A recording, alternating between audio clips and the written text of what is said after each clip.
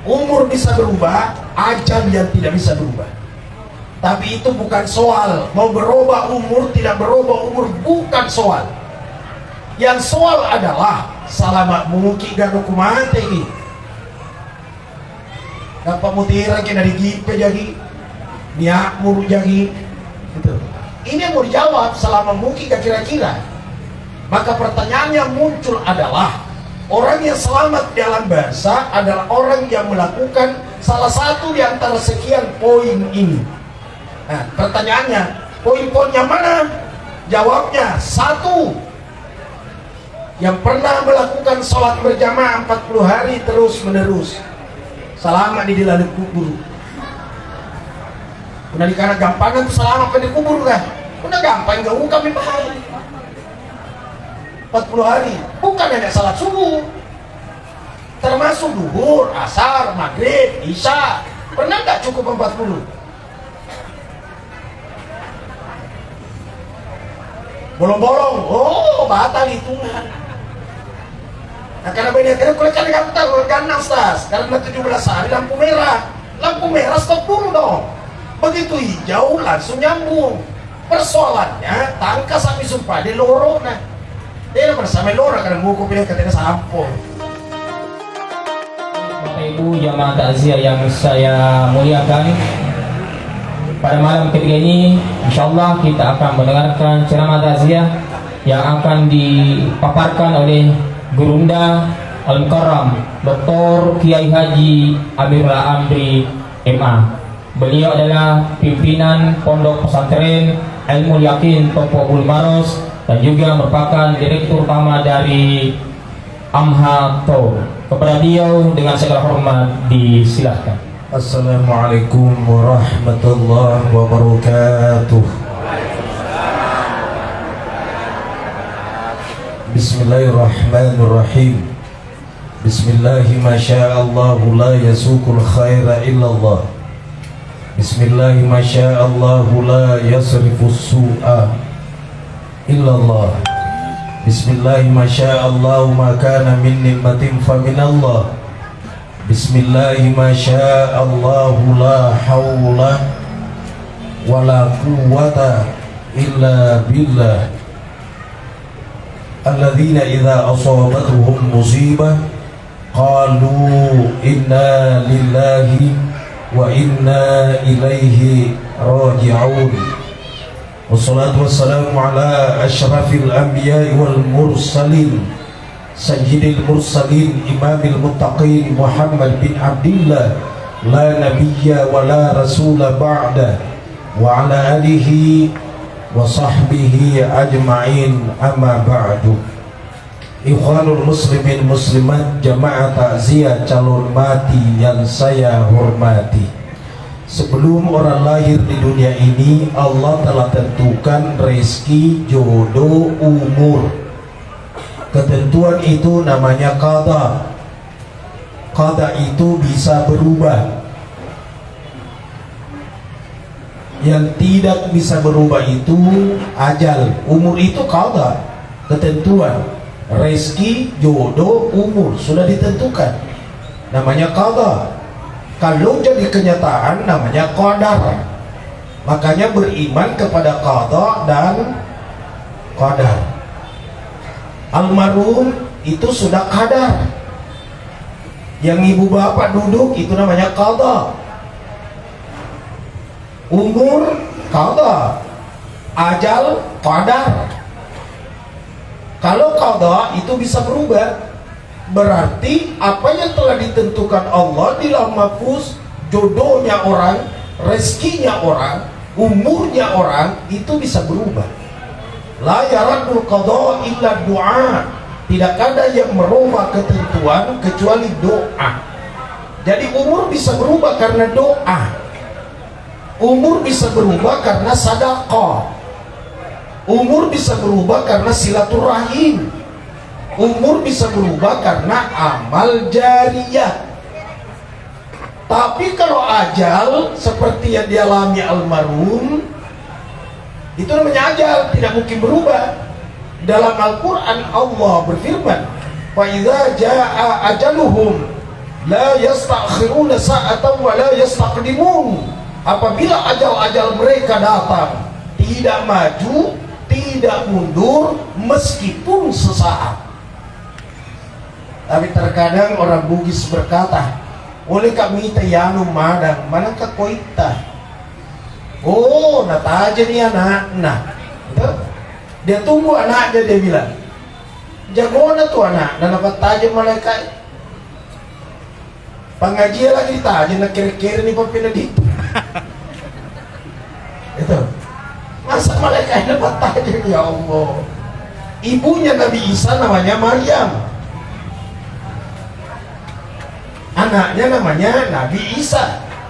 Ibunya Nabi Isa namanya Maryam. Ketika muncul Israel Malakul Maut, berkata Israel, "Oi Maryam," kata Maryam, "Inaikun tumai, siapa engkau?" Kata Israel, "Sayalah malaikat yang menyebabkan berpisah antara anak dengan orang tua. Saya malaikat yang menyebabkan berpisah antara suami dengan istri. Saya malaikat yang menyebabkan berpisah antara ruh dengan jasadmu." Israel ya. Terus sekarang ya Maryam, ajalmu, saya cabut nyawamu sekarang juga. Kata Maryam, "Tunggu dulu, anakku Nabi Isa tidak ada di tempat." Kata Israel, "Ada anakmu Nabi Isa, tidak ada anakmu, saya cabut nyawamu." Maka dicabutlah nyawanya Nabi Isa tanpa Maryam, maksud saya, dicabut nyawanya Maryam tanpa kehadiran anaknya Nabi Isa. Di tuan ada Nabi Isa lagi nadiri tajeng nih. Nabi Isa lagi nadiri tajeng nih. Apalagi kui cica nih. Laki-laki maju paling karena anak matena. Kebetulan ya tuh yang jelas bukan anaknya yang ditunggu. Bukan. Kebetulan nih. Saya ulangi, umur bisa berubah, ajal yang tidak bisa berubah. Tapi itu bukan soal. Mau berubah umur, tidak berubah umur, bukan soal. Yang soal adalah salamat muki gano kumate ki. Dapat mutira kena digipe jadi niak muru jadi gitu. Ini mau dijawab selama mungkin kira-kira. Maka pertanyaan yang muncul adalah, orang yang selamat di alam barzah adalah orang yang melakukan salah satu di antara sekian poin ini. Nah, pertanyaannya, poin-poinnya mana? Jawabnya, 1, yang pernah melakukan sholat berjamaah 40 hari terus menerus, selamat di dalam kubur. Udah dikana gampangan tuh selamat di kubur kan? Udah gampang gak kami bahaya. 40 hari, bukan hanya salat subuh, termasuk duhur, asar, maghrib, isya. Pernah gak cukup 40?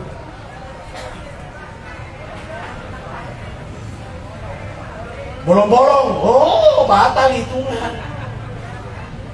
Nah karena banyak kalau kan tahu ganang stas, karena 17 hari lampu merah stop dulu dong. Begitu hijau langsung nyambung. Persoalannya tangka sampai sumpah di loro nah. Dia bersama loro karena mau ko pilih ketika sampo. Batal sirok. Jadi mau selamat di alam barzah, pernah salat berjamaah 40. Ini khusus alam barzah. Tapi kan taruh nih karena pose di selamat. Sebagaimana madi praktek kan mapamula cinampas subuh sampai 40 hari ke depan subuh. Tidak sanggup.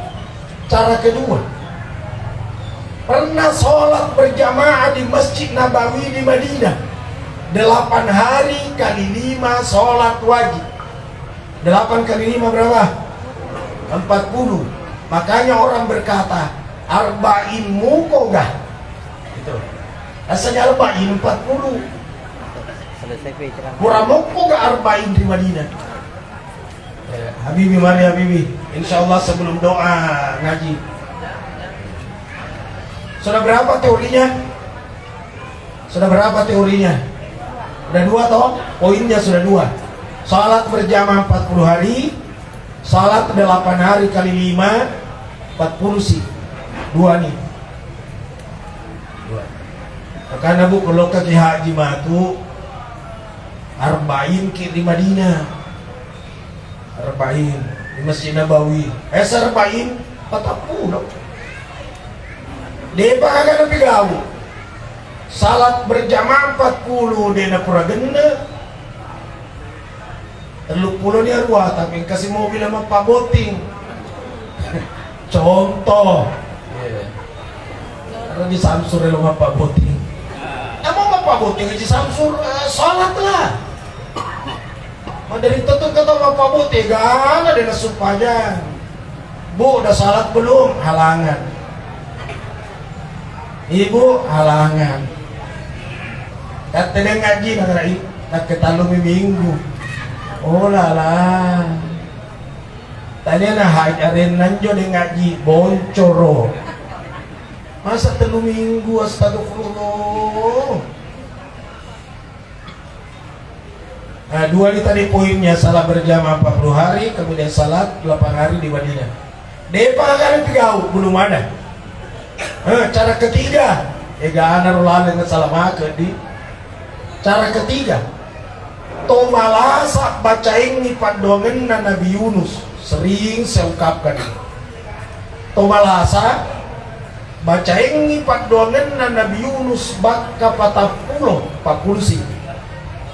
Man qala fi maradihi ni gini baca riwayat tu malasana la ilaha illa anta subhanaka inni kuntu minadh dhalimin 40 marrah 40 kali. Pamata dan apa mati jadi gendeng 40 na baca mati wa tiadahu ajra syahidin diwerengi ripong Allah Ta'ala apalam mati syahid. Allah memberikan kepadanya pahala mati syahid. Orang yang mati syahid kan tidak ada pertanyaan marah bukan nabiuka, dia dapat pakutana magi pahala mati syahid. Makanya kalau menjenguk orang sakit ingatkan, woi baca-baca la ilaha illa anta. Agak sih sempurna. Subhanaka inni kuntung atau kuntu atau kutu. Tinggal di checklist. Kuntung, kuntu, kutu. Tinggal di checklist. Yang betul adalah kuntu minadh dhalimin. Maka patapuro ya kumatei dega pakutana di dalam kubur. Sudah berapa poin bu? 3 nih. Depa kan aja ama. Pada itu apa lero la ilaha illa anta. Lagu India mitulin apa lah. 3 nih. Supaya biar jama patap plus sona dena pradena. Detona pole di Madinah. Detona baca padongan Nabi Yunus. Karena itu kan masih. Cara keempat. Solati 40 orang. Tapi yang 40 ini adalah orang baik. Yang dimaksud orang baik, orang soleh. Syaratnya orang dikatakan soleh, karakter perilakunya disuka oleh Allah. Tahajui, duhai supaya berjama'i. Nah, puji Allah Ta'ala roh. Syarat pertama. Syarat kedua disuka oleh sesamanya. Puji mana ni sini pembolana sahabatna. Sama kata tahu pengalat Allah puji. Salat tahajud, duha. Tapi kau bombe na. Palena mina secantik. Nah pandang ente mana ni tahu Tuh, ini tidak soleh. Atau sebaliknya ringan tangan bantu orang, murah senyum, penolong. Ini katanya sambayang. Ini juga tidak soleh. Jadi syaratnya dikatakan orang baik ada 2. karakter perilakunya disuka oleh Allah, karakter perilakunya disuka oleh sesamanya. Ini kategori soleh, ini panggil untuk salati orang mati. Kalau cukup 40 orang seperti itu, maka tidak ada pertanyaan di kubur, marab buka man nabi buka dia apa putana. Makanya kalau ada orang meninggal, terboki kiri kanan, tabe, utajik itu kasih sumpah janji. Nah karena jangan tahu sembayangi, patambilangan tahu cocok di patambilangan mingkasang itu pak kocip, pak botoro, pak inumbalo, pak totoai, pak kurang ngajar, kelompok adalah pampe, pak luka, pak botoro, pak totoai, pokoknya. Ya harus sembayangan apa patambilangan tidak masuk hitungan. Maka cari orang 40, orang-orang yang termasuk kategori soleh. Ibu-ibu ikut juga sholat. Siapa tahu ibu termasuk kategori soleha. Magi dengan gabumbena, hormat di matuanna, tunduk sama suaminya. Oh ikut sholat. Nikah na ewa buranena, na bombe matuanna gara-gara doi arisan. Jak bawa nama coy bersumpah aja ngiko. Sana capilana, contoh ya. Nah bombe matuan gara-gara doi arisan mana itu agak iya. Astagfirullah. Nah kadet matuan lo kemana kau lagi liburan nih masih. Betul dah. Kalau mau nang kalak kaimu tuh gara-gara mertua. Jadi sayang-sayang di matuata. Umurnya 80 tahun pandai kondro. Tambah mendek tekanan. Allahu Akbar. Nanti kalau ada orang meninggal, ibu-ibu pada ikut juga sholat mayat.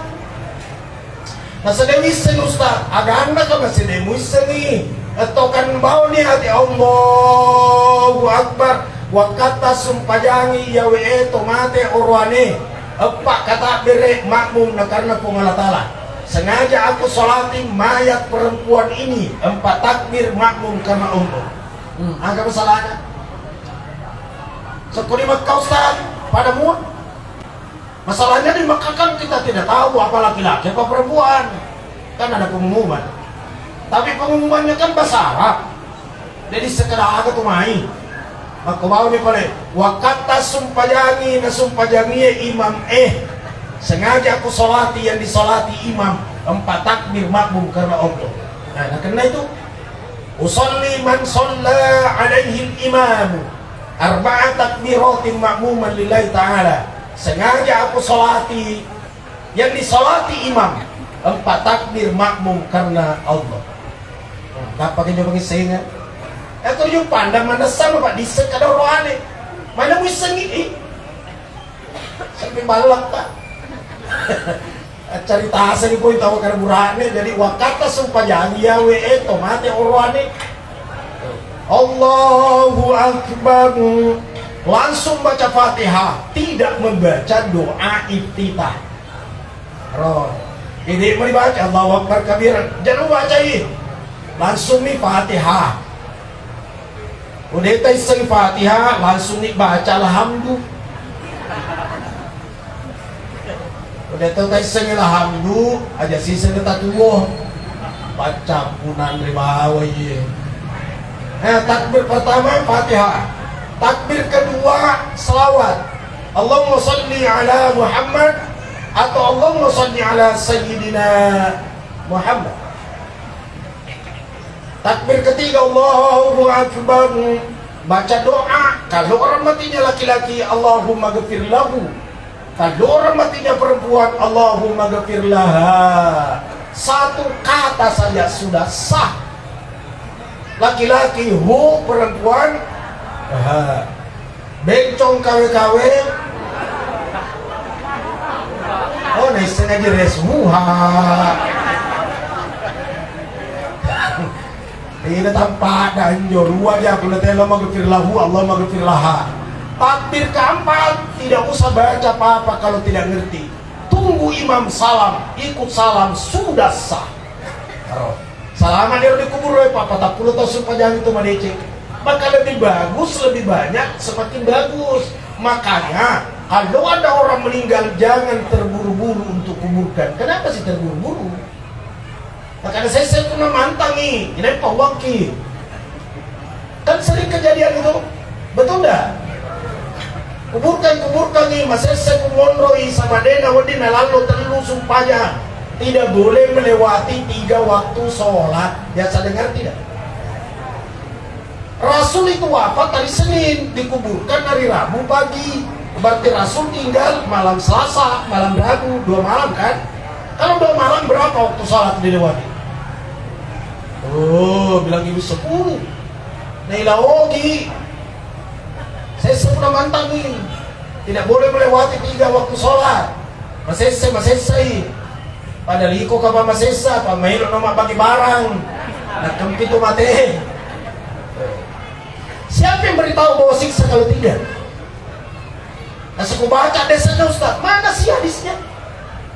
Yang ada dalam hadis, asri'u bil janazati, cepatkan jenazah itu. Bukan cepatkan mayat itu. Beda. Mayat itu kalau berpisah ruh dengan jasad, berpisah ruh dengan jasad namanya al-mayyitu, mayat laki-laki.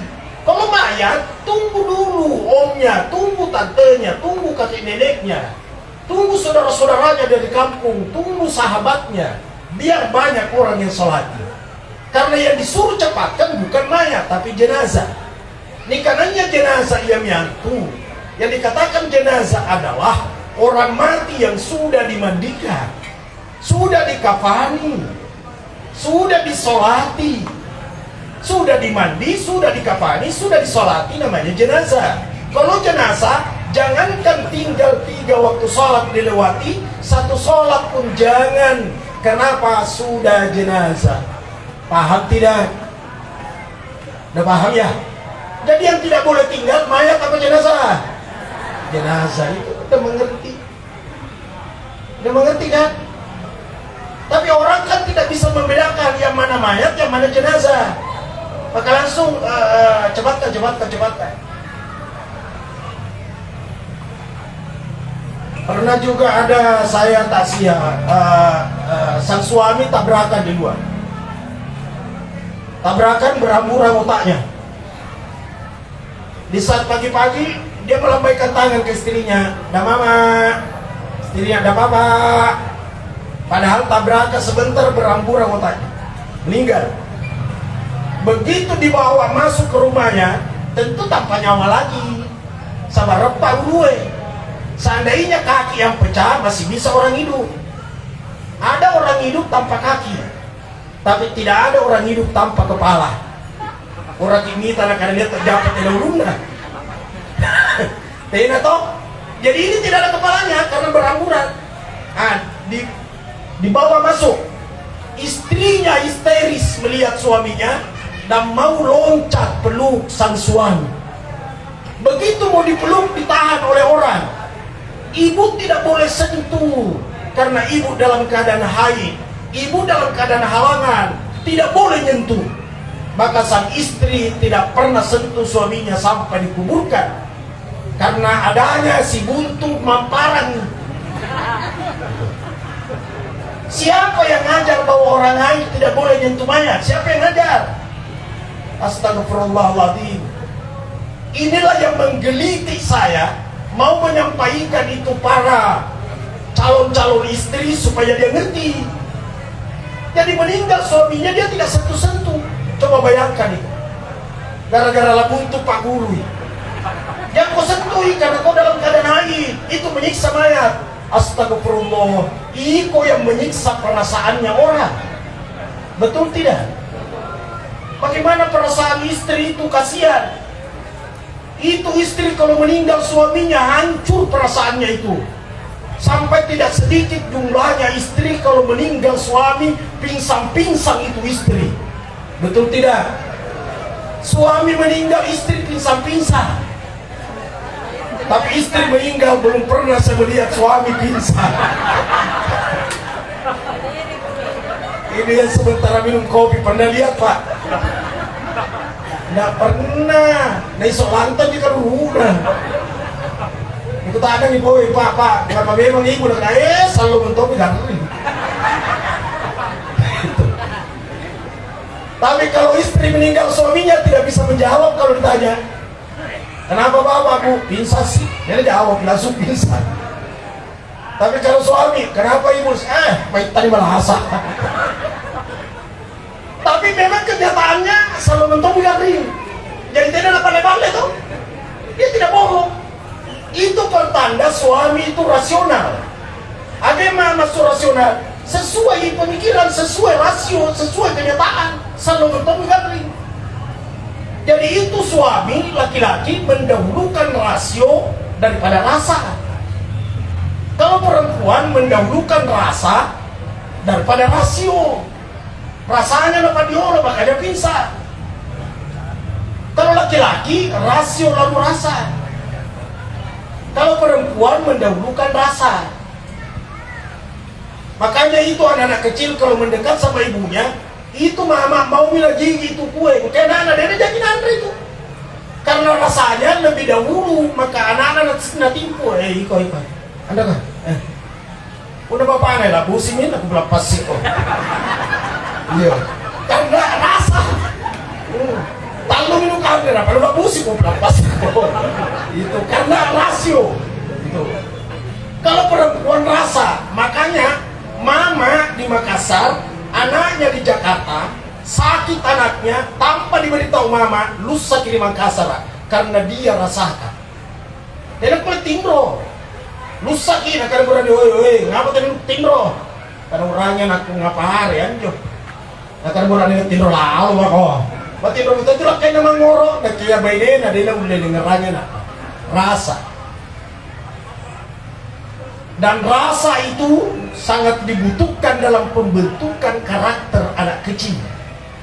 Anak-anak kecil itu butuh dibentuk dengan rasa, dipeluk, diusap-usap, disayang. Wih nak turun kau nak, ini permennya. Itu ibu. Makanya taman kanak-kanak itu gurunya ibu-ibu semua itu. Karena butuh taman kanak-kanak dibentuk karakternya dengan rasa. Seandainya ada taman kanak-kanak sekolah, lalu gurunya bapak-bapak bubar itu TK. Kira-kira 2 bulan lah aku sudah murid. Bubar kita kayak berapa ya? Lola kamu suruh nena kan? Nena lisa nena mah muncul suruh. Allahu Akbar. Saya ulangi. Jadi kalau seandainya istri meninggal, suami mampu berkata selalu garing, memang betul lalu sakit. Dan kalau istri ditanya kenapa suamimu langsung pingsan, itu juga normal karena dia mendahulukan rasa. Allahu Akbar. Nah, dalam kitabnya Imam Nawawi, kalau seandainya suami meninggal dan istrinya mampu memangku ketika dimandikan, maka yang lebih afdal pangku bagian tengahnya adalah istrinya, supaya tidak ringi-ringi roki atas bawah atas. Istrinya yang pangku bagian tengah kalau mampu udah itu pingsan. Suami meninggal, istri paling afdal pangku bagian tengah, dia pangku suaminya. Sekarang dibalik, istri yang meninggal sebaiknya jangan suaminya yang pangku bagian tengah. Kenapa demikian? Nak ketidaktan kuis saya kenapa demikian? Kenapa ini? Kira-kira nih kalau kau dapatin kopi yang leseng di jawaban, saya kita diskusi aja sama kopi nak ada kuis saya nak jawaban. Allahu Akbar. Nah, di saat dimandikan, pernah saya memandikan mayat, saya tuangkan air. Terus sebentar, lapus kejadian, habis air.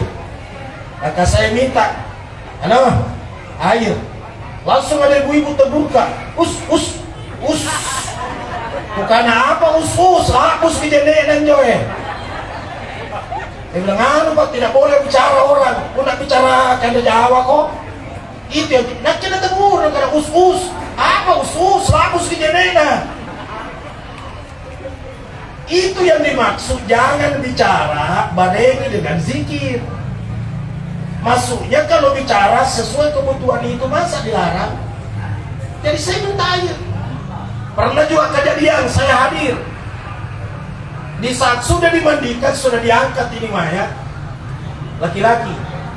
Itu kain kafannya, kain kafan, kain ihram. Kain yang pernah dipakai ukuf di padang Arafah. Langsung ada di situ orang, jangan, bid'ah, musyrik, haram. Terpaksa mundur orang. Terjadi lagi diskusi. Saya tidak pernah berkomentar. Saya duduk di luar saja tatap-tatap. Bilang itu kasihan anaknya sama itu berkata haram, bid'ah. Dia bilang apa? Dia bilang bid'ah anak. Tadi pakai nagaukan nabi tanam kata gaukan bid'ah. Kadang ngapa mi pun bid'ah? Halangi neraka. Kata dia mau kupale nak agapan neraka agapan joko dunto mati ya. Ada orang di situ lihat saya keluar, langsung berkata tunggu dulu. Kita minta juga pendapatnya Amirul Amri di luar. Maka dia pergi sama saya. Ustaz, bagaimana menurut kita itu kain ihramnya? Dijadikan juga pembungkus. Saya bilang karena saya ditanya teruskan. Bahkan itu berkah. Pernah dipakai ukuf di padang Arafah, itu namanya tabarrukan. Dulu tahun 90-an saya masih lihat di Mekah. Sengaja orang beli kain kafan satu piece. Baru dia rendam pakai air Zam-Zam. Baru dia keringkan di pelataran Masjidil Haram. Kemudian dia gulung, lalu dia junjung, bawa tawaf. Untuk apa? Persiapannya kalau dia meninggal, dia mau dibungkus kain kafan yang pernah ikut tawaf. Kenapa terlalu banyak satu piece? Karena dia juga jadikan oleh-oleh buat keluarganya kalau pulang. Kulisu nih kan diturunkan di sepusen mau cika. Oleh-oleh itu gang. Akan anda kau talu meter kacomok. Sekarang sudah tidak ada lagi menunggu oleh-oleh kain kafan. Saling kain kafan lepas sih. Akan nunggu lain mati lah cilaka. Maka yang dia tunggu orang Cila, Paci, Cendani, betul tidak?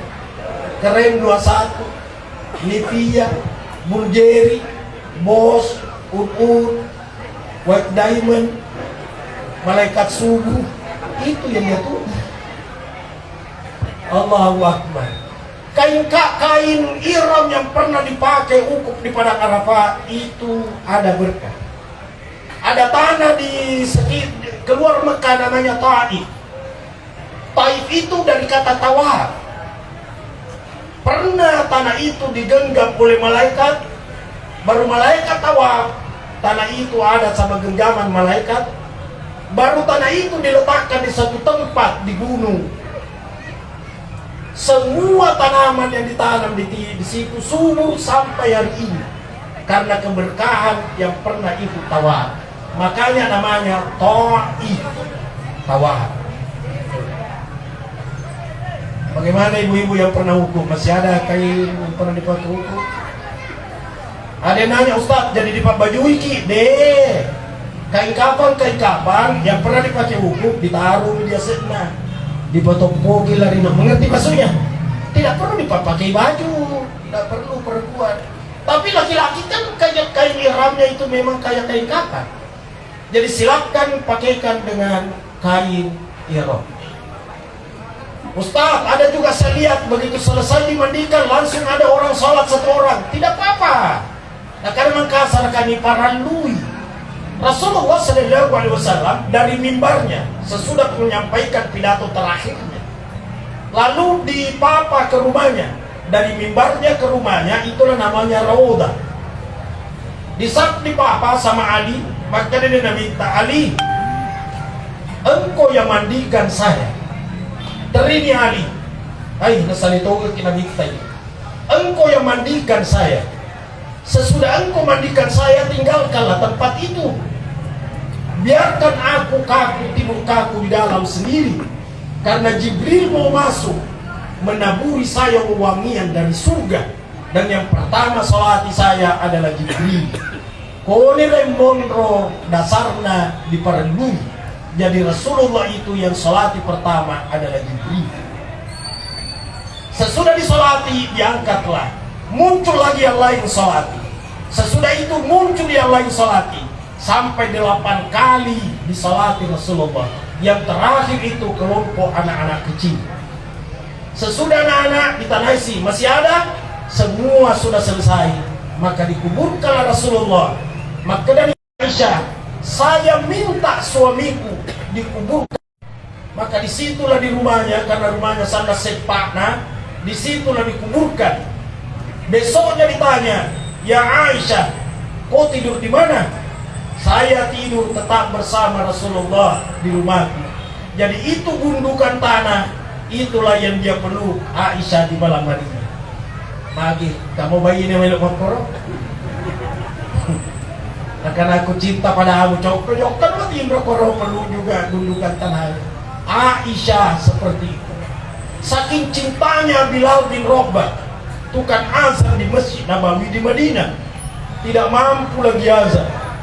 Di saat dia ngomong asyhadu anna Muhammad, langsung pingsan. Dia menangis sejadi-jadinya. Habis air mata yang keluar habis, darah dua matanya Bilal bin Rabah. Dan ada sampai sekarang tertulis imadut taubah, tiang tobat.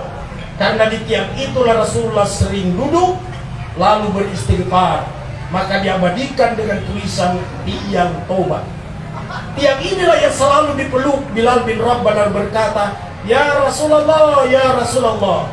Berkata orang-orang di Masjid Nabawi, oh Bilal. Makanya supaya kita tidak terganggu sholat, lebih bagus Bilal bawa keluar kota Madinah. Maka dibawalah keluar kota Madinah supaya tidak terganggu terbesi di kangaru. Anehnya begitu diletakkan di luar kota Madinah dan orang pada pulang berkendaraan, anehnya lebih duluan Bilal sampai di masjid di tiang itu, berkata ya Rasulullah, daripada orang yang letakkan tadi pakai kendaraan. Ya Allah ya Rahman. Umar ibn Khattab berbulan-bulan pingsan. Kalau sadar pingsan, sadar pingsan, sadar pingsan, berbulan-bulan. Kenapa orang Bugis berkata kalau orang meninggal dia nggak rugi? Umar bin Khattab saja pingsan, Bilal darah yang keluar dari matanya. Orang Bugis, orang Makassar dia nggak rugi. Tak boleh apa jadi mata, biasa dengar begitu ya. Tidak boleh menetes air mata, biasa dengar dah. La haula wala quwata illa billah. Tidak bisa kena air mata. Dena wadin netiki mata. Bagaimana tidak menetes air matanya? Dia yang pangkui. Di saat dia pangku dia menangis, tidak mungkin menetes air matanya nampak tikuang senai. Kena air mata tidak masalah. Coba baca tarikh sejarah. Mukanya Sayyidah Khadijah radhiyallahu anha basah karena air matanya Rasulullah yang tumpah ke pipinya istrinya. Karena mulai sakaratul maut, Rasul pangku istrinya, lalu dia usap-usap ubung-ubungnya istrinya dengan tangan kanan. Capek tangan kanan diganti tangan kiri, loyo tangan kiri ditukar tangan kanan. Sambil Rasulullah menangis melihat istrinya kritis. Berkatalah Sayyidah Khadijah, oh nak Fatimah, oh nakku, ye ummi, anak pauan ni anak nama kedah. Nak Fatimah, iko na pawang yak bamu pak masiri ka iya. Kau sampaikan abamu karena aku malu. Apa itu ummi? Kalau aku meninggal, itu surban yang sering dipakai abamu, tolong mintakan aku dan jadikan salah satu pembungkus tubuhku ini adalah surbannya Rasulullah. Haji bid'ah musyrik roh, begitulah dasarnya untuk kain yang pernah dipakai ukuk di padang Arab. Sayyidah Khadijah radhiyallahu anha,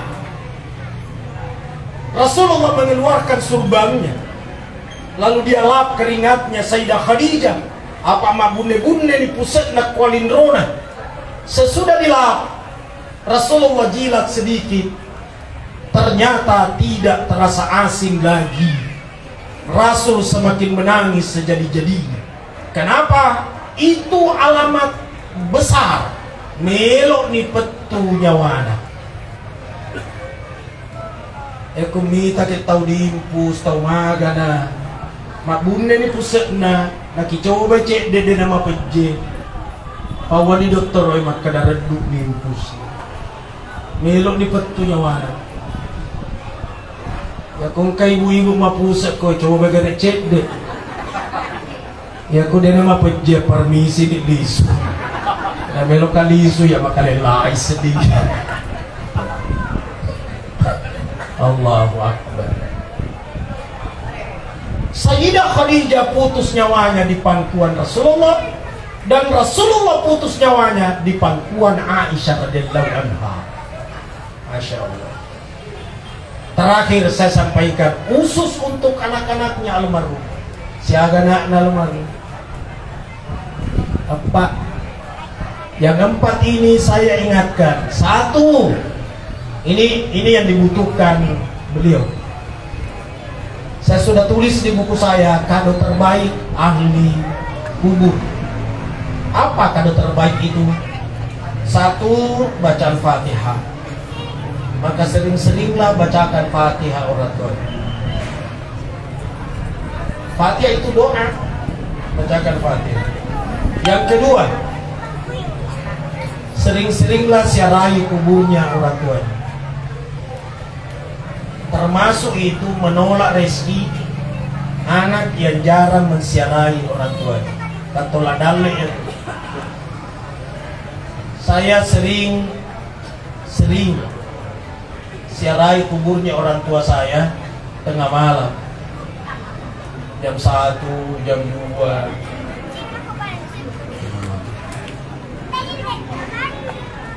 Malah itu dalam hadis Rasul itu secara kubur tengah malam. Nampak kali-kalinya. Apa contohnya John? Boleh kira-kira Bu? Mana kaya apal ke surah Yasin kira-kira pun bagi Jumat dapat lampu. Sampai dengan assalamu lupa pampir. Kan sering orang bilang saya mau contoh Rasul, contoh begitu. Secara kubur tengah malam sendiri, bagi Jumat mati lampu. Coba sih ya. Musi-musi tuh di cek deh. Masa ada tuh di miang ngau. Makanya tidak semua itu yang dilakukan Rasul mesti persis kita contoh. Rasul secara kubur tengah malam, kita nanti siang-siang, ya kan? Nah, baca Fatihah. Sebelum masuk di kuburan salam dulu. Assalamualaikum ya ahlal kubur. Dan kalau salam di situ tidak usah menunggu jawaban. Apa kali-kali tak tahu mulai bersalah lagi. Amin, tak pakai menunggu jawaban. Assalamualaikum ya ahlal kubur, ya ahlal kubur. Tapi kalau siara di Raudah sama Rasul bukan ya ahlal kubur. Assalamualaikum ya Rasulullah. Langsung Rasul yang salam. Bukan lagi ya ahlal kubur. Dua nih. Yang ketiga anak-anaknya yang 4 orang, sedekahkanlah orang tuanya semampunya. Itu orang yang sudah dalam barza, dia teriak-teriak itu mau pulang. Sampai ditanya sama malaikat, kenapa kau mau pulang? Dia tidak berkata saya mau pulang umroh, mau pulang salat, bukan. Tapi saya mau pulang bersedekah. Betapa mulia aja itu sedekah di alam barza, karena inna shadaqata la tudfi'u an ahliya arral kuburi. Sesungguhnya sedekah itu memadamkan panasnya kuburan. Jadi almu sedekah padam panasnya kuburan.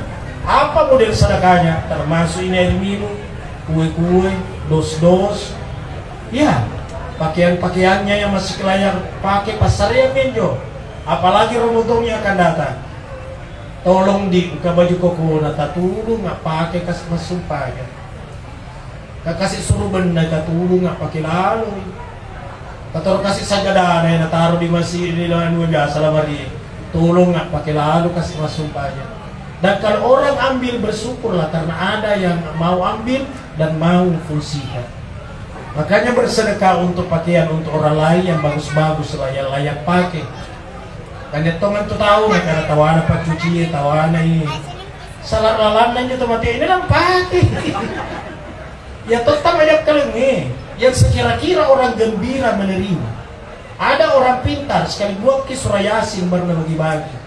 Ada namanya di situ almarhum, biasa lihat ya. Betul. Jadi silakan bersedekah semampunya. Saya akan lihat. Ramadannya akan datang kalau panjang umur. Anaknya yang 4 orang, coba kirim buka puasa ke masjid. Bawa ke masjidnya Ustaz Masdar Rahman. Masjid yang di dalam situ si Kuba. Kirim ke situ. Kue kesenangannya almarhum. Agak ada poji kebukai apa pelah nangi taripa pawa welapisi panada beruncul lebah contoh. Inilah yang dikirim ke masjid, bukan di pari kapar ya ropa itu rupa nampak boleh kita punya kasur kan sanggena 7 bangi basi tak kira-kira basi toh tidak ada makan orang nyakio kiano maca bidayanya anu tadi makan tuh di masjid kita dia ada baca kan masih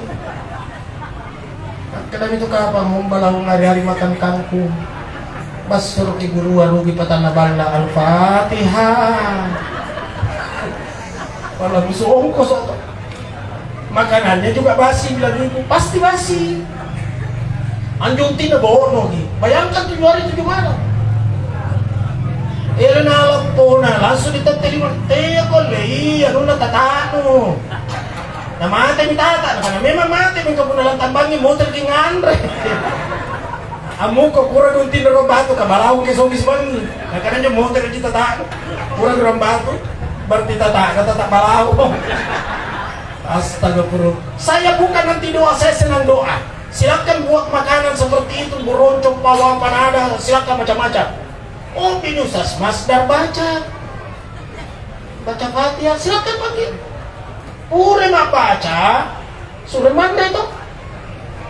Surah Mandre mak baca. Ure nandren kalau lebih ya langi kantong-kantong pertama sih kur.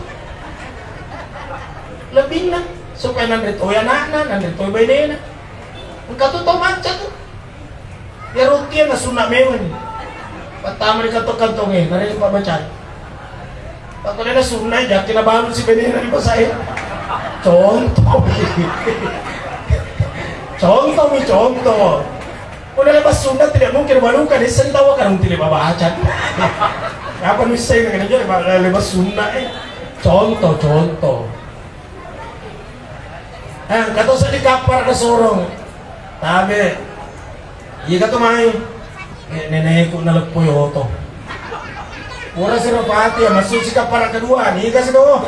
Amureku ditempai di balandai. Yang mana magpakatatang ulit kami.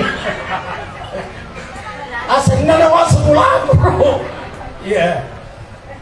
Jadi kue buka puasa sekesenangannya kirim ke masjid.